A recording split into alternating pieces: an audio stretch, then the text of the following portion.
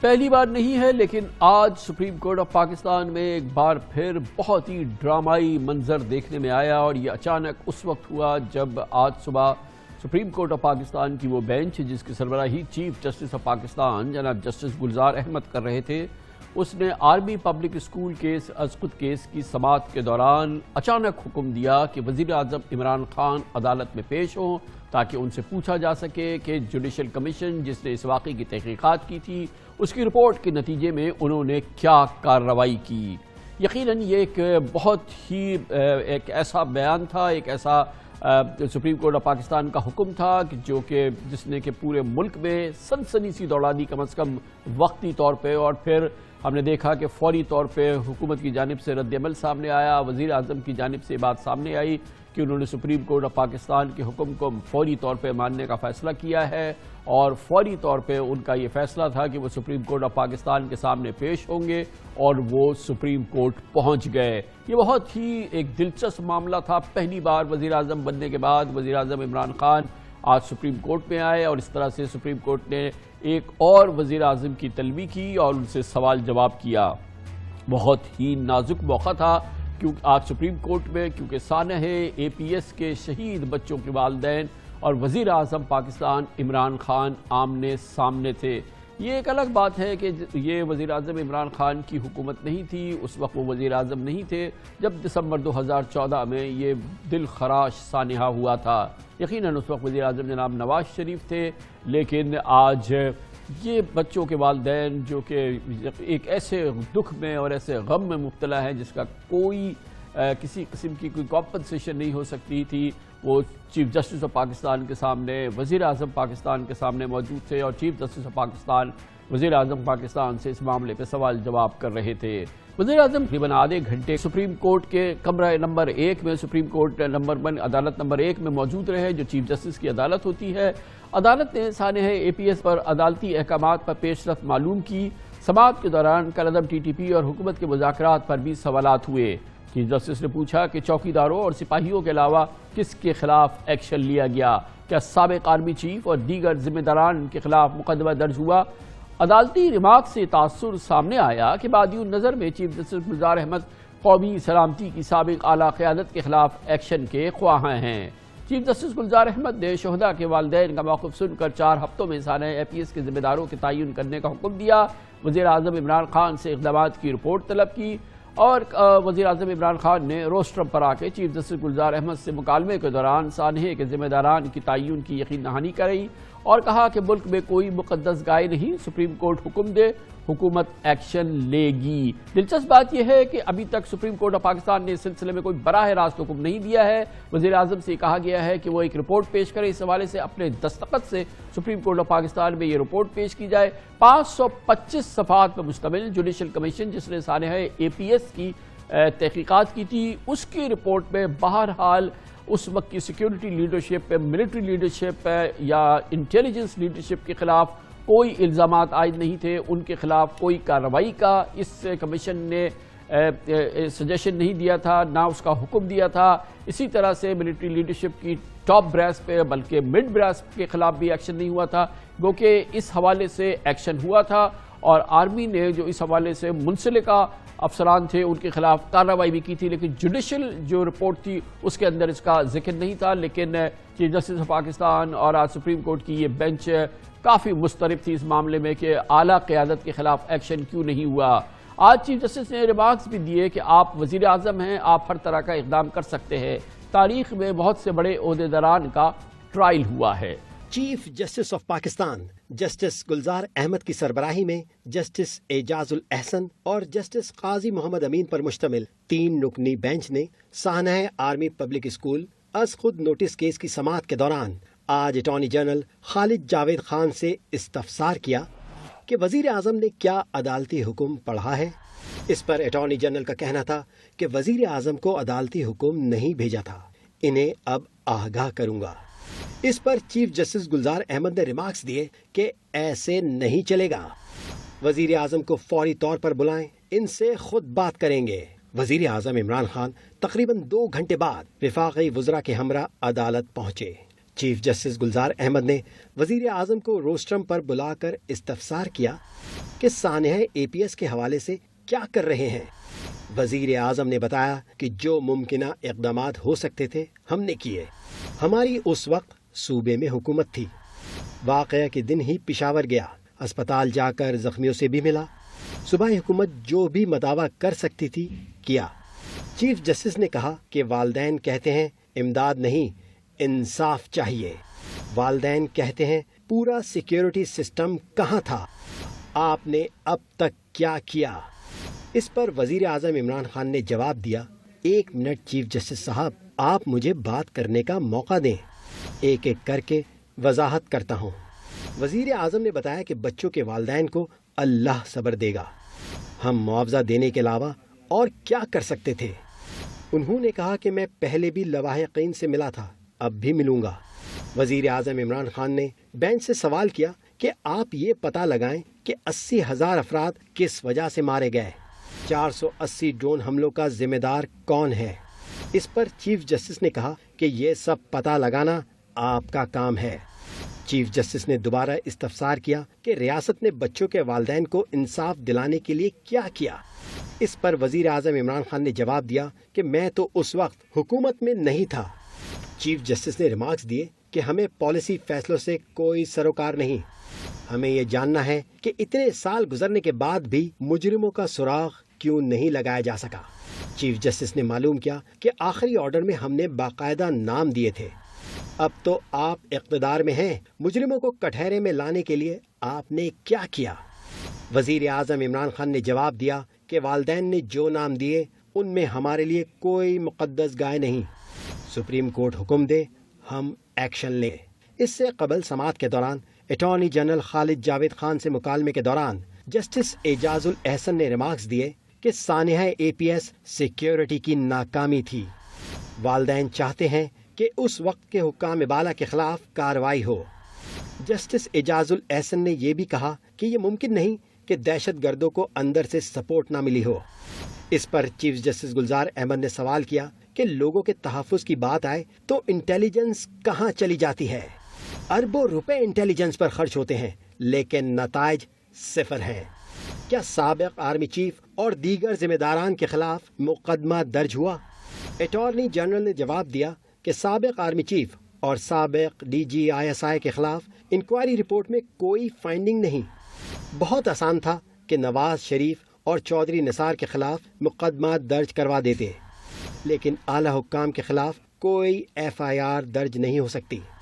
Justice Ijaz ul Ahsan نے remarks دیے، اداروں کو معلوم ہونا چاہیے تھا قبائلی علاقوں میں آپریشن کا رد عمل آئے گا۔ اس موقع پر جسٹس قاضی امین نے معلوم کیا کہ اطلاعات ہیں کہ ریاست کسی گروہ سے مذاکرات بھی کر رہی ہے۔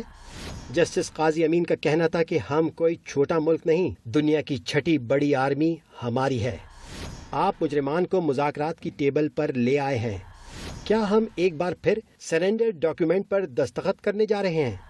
چیف جسٹس نے سوال کیا کہ کیا اصل ملزمان تک پہنچنا اور پکڑنا ریاست کا کام نہیں؟ لیکن آپ انہی مجرموں کو مذاکرات کی میز پر لے آئے ہیں۔ پاکستانیوں کے لیے جاننا ضروری ہے کہ سانحہ APS حملوں کے تمام مجرموں، ماسٹر مائنڈ اور سہولت کار کیفر کردار تک پہنچ چکے ہیں۔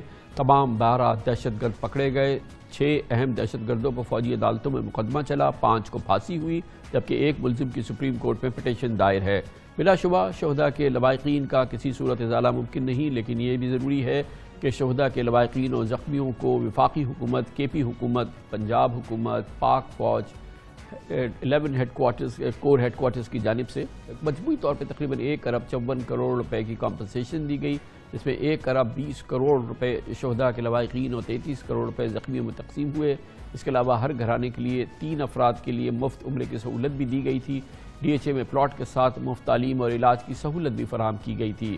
Army chief general Qamar Javed Bajwa نے سانحہ APS کی دوسری برسی کے موقع پہ کہا تھا کہ جب تک ہر بچے کے خون کا حساب نہیں لیتے ہم چین سے نہیں بیٹھیں گے۔ ان کا کہنا تھا کہ APS کے بچوں سمیت تمام شہداء کا خون ان پر قرض ہے۔ تمام قوم، تمام پاکستان فوج اور تمام ادارے لواحقین کے ساتھ کھڑے ہیں۔ ہم پوری کوشش کریں گے کہ ان کے درد کا کچھ مداوا کر سکیں.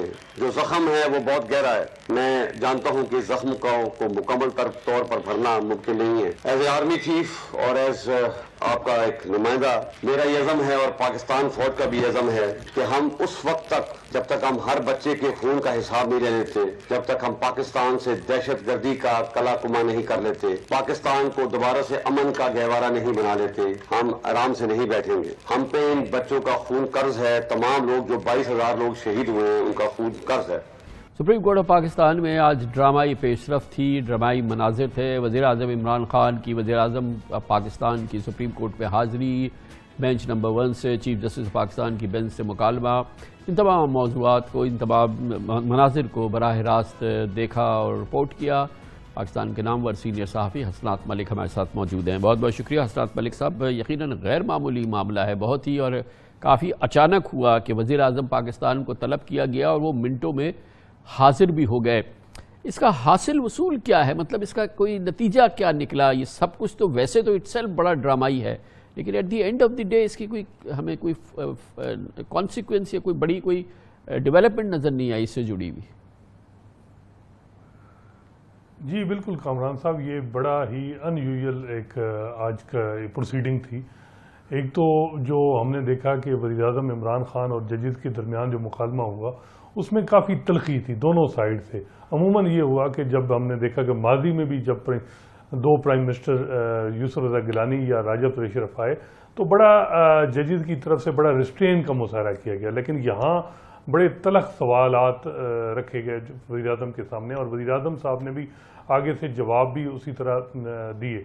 ایک ایموشنل, ایک جذباتی جو ہے وہ سین جو دیکھنے کو ملے. اور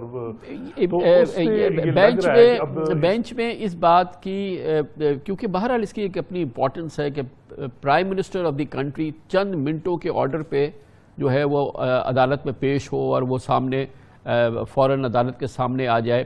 یہ بھی اپنی نوعیت کا ایک پاکستان کی تاریخ کا واحد واقعہ ہے کہ چند منٹوں کے نوٹس پہ پرائم منسٹر کو طلب کیا گیا اور وہ وہاں پہنچ گیا. پاکستانی یہ جاننا چاہ رہے ہیں کہ اس کا نتیجہ کیا نکلا بالآخر, یہ کیا تھا, اس میں کتنی سنگینی تھی اس معاملے میں؟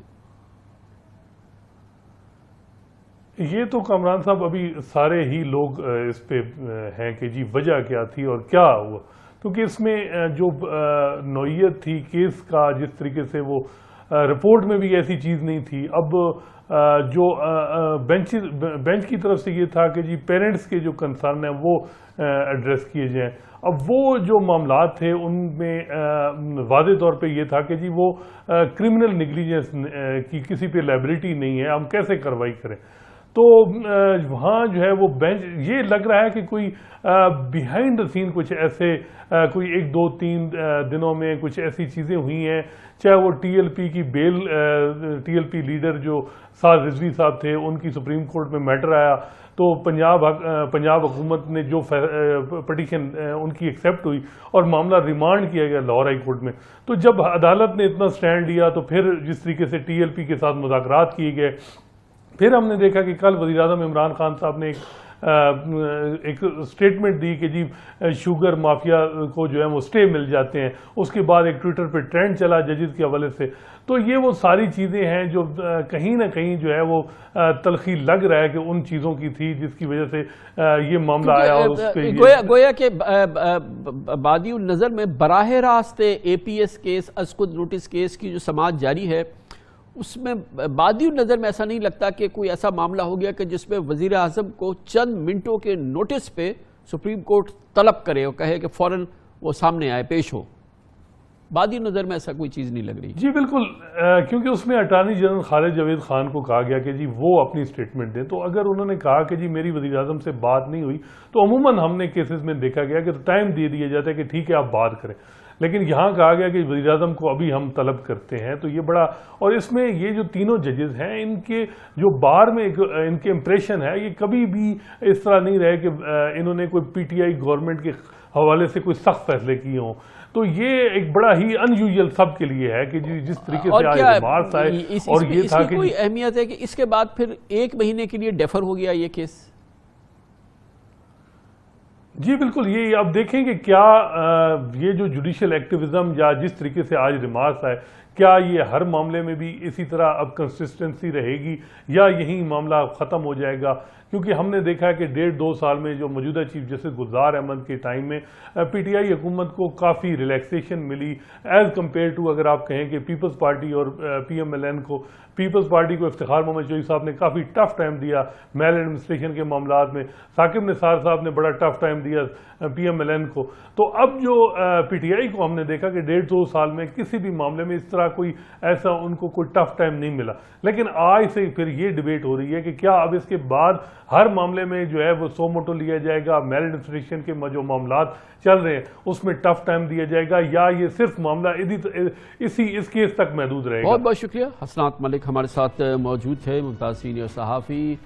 حکومت کا موقف کیا رہا آج جب اچانک وزیر اعظم کو سپریم کورٹ میں طلب کیا گیا؟ وزیر اعظم فوری سپریم کورٹ پہنچے, ان کے ساتھ وزیر اطلاعات و نشریات فواد چودھری بھی تھے.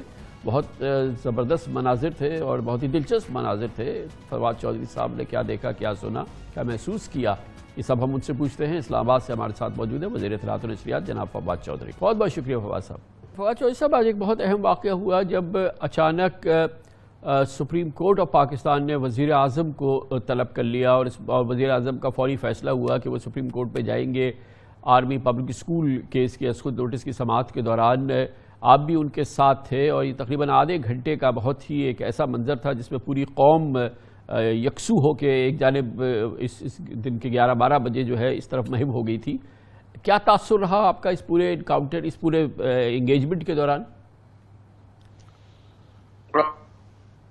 میرا تاثر میرا خیال یہی تھا کہ جی وہاں پہ چونکہ پیرنٹس آئے تھے اے پی ایس کے, اور وہ ایک جذباتی مناظر تھے وہاں پہ, اور وہ جو کورٹ ہے وہ سرٹنلی اس سے موو ہوئی اور انہوں نے مناسب سمجھا کہ ہم اس کے اوپر جو ہے وہ بات چیت کریں اور پرائم منسٹر صاحب کے لیول کے اوپر ایک ری ایشورنس جو ہے وہ ہو.